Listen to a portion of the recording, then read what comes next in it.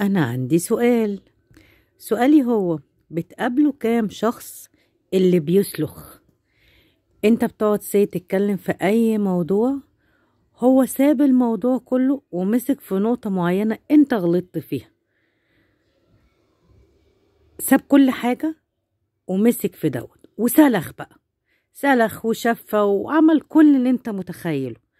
مهما تقعد تقوله الموضوع فيه نقط كتيرة كويسة، انت تقدر تمسك في النقط ديت وتقول رأيك زي ما انت عايز، لكن هو عايز يسلخ وبس. شايف الغلط في كل حاجة انت ممكن تتخيلها، هو مش شايف اي حاجة حلوة. ممكن اوقات بتبقى شايف ان انت لو قعدت نقدت بطريقة ما ان انت كده صح، انت كده بتقوي، زي بالظبط الام اللي بتقعد تضرب الولد لغاية ما بتقولك ايه الضرب ده بيعلمه. لو قابلتوا الشخصيات ديت بتكملوا، بتسيبوا، بتعملوا ايه؟ بتنقضوا بنفس النقد اللي هو نقدك بيه، ولا بتعمل ايه بالظبط؟ هستنى منكم الإجابة بسرعة.